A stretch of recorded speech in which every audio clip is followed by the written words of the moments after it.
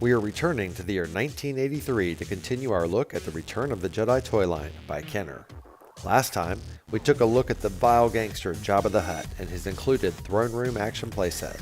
This time, we'll be taking a look at not one, but two toys. That's right, it's a double toy review as we take a look at one of the evil Empire's troops, the Biker Scout, and the Imperial Speeder Bike, here on Creed's Collection.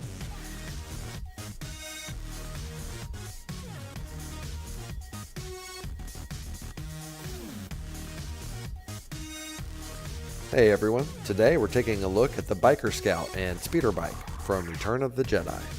Both the Scout and Bike were introduced in this film and toy line, and I gotta tell you, they blew my mind at the time. Let me set the stage for you. It's 1983. I'm sitting in the theater. I got a hot Sam pretzel in my hand and a Coke in the other.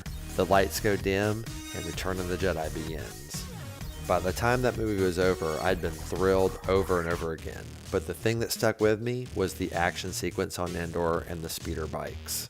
I wanted a speeder bike when I left that theater in 1983.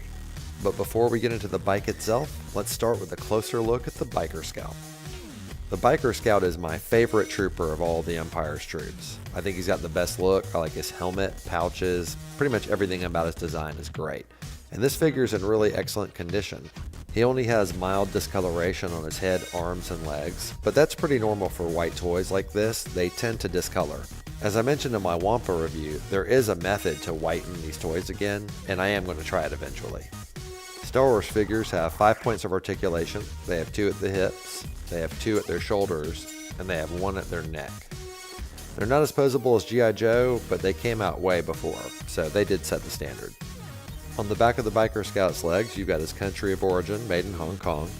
And on the other leg, it says copyright LFL, which is Lucasfilm Limited, and then 83 for 1983. The Biker Scout did include a scout pistol, but unfortunately I lost it, but here's what it looked like.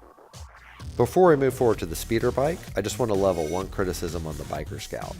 They're usually sent in to do recon missions, but when they're sent to the forest moon of Endor, they don't exactly blend, do they? I know the Empire is notorious for taking the cheap route with weapons, gear, and vehicles, but you think they could have at least slapped some spray paint on this guy. Alright, now it's time to take a closer look at the speeder bike itself. As you can see, the detailing is really excellent, and what I like about the speeder bike is that it's a very accurate representation of the movie vehicle. And that's one thing Star Wars always got right. Their toys of their vehicles were incredible. Now these things on the bottom are where you actually rest your feet, but Star Wars figures don't have bendable legs, so they weren't able to pose them in a way where their feet would go down there, so they had to come up with something different. This little bar is spring-loaded, and it acts as a little safety harness, and it holds action figures in place. Not quite as cool looking as the movie, but it didn't stop me from playing with these two toys all the time. Here's a better look at the control panel. Leia used one of those switches to block the communications of the escaping Biker Scouts. Here's a better look at the two hand controls. And here's a better look at the back where the engines are. And I'm missing 2 pieces. There used to be 2 flaps that connected to those little pieces right there. They're going in and out. So when you pushed in the legs, it would close the flaps and close down the engine. Basically, it was throttle control. Here's a picture of one with the flaps in place so you can see what it looked like. In the movie, these speeders got crashed a lot, so they included battle damage. By pushing this button, you can make the speeder explode.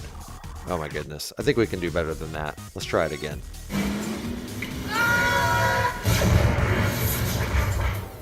Okay, that was way better. The speeder bike breaks into 3 main pieces. Starting from the left, you've got the steering vanes. In the middle there, you've got the main body. And on the right, you've got the controls and the control panel and the seat. To put it back together, you take the steering vanes and the main part of the body and you just pop them together like so. Then you want to hold those into place. Take the upper part and there's a little tooth on the back here. You want to take that tooth and stick it right here, and once you have that in place, all you have to do then is snap down the back. And there you have it. That's how you put back together a speeder bike. On the bottom here, there's a hole where there used to be a blaster, and I lost it unfortunately. It's also where the copyright information is, so as you get a look at that, Lucasfilm Limited, 1983, you can also see the hole where the gun went. Here's a picture of what the gun looks like, and you better believe, as usual, now I have a fire under me to try to find this gun and these flaps to complete my speeder bike. And now for our He-Man size comparison. Star Wars figures are 3 3/4 inch scale, so He-Man is basically a giant compared to them. But even though He-Man is so much bigger, for some reason the speeder bike looks oddly in scale with him, and he looks like a total badass sitting on the back of it. I can see He-Man riding out across the plains of Eternia. Everyone, thank you so much for taking the time to watch my toy review for the Biker Scout and Speeder Bike from the 1983 toy line, Return of the Jedi by Kenner. I remember wanting a real-life speeder bike so bad back then, but this toy plus my imagination was basically the next best thing. If you enjoyed the video, please leave a thumbs up, and if you have any thoughts, please leave a comment. I love reading and responding to them. And while you're at it, please consider subscribing. I'd really appreciate it, and it would help my channel grow.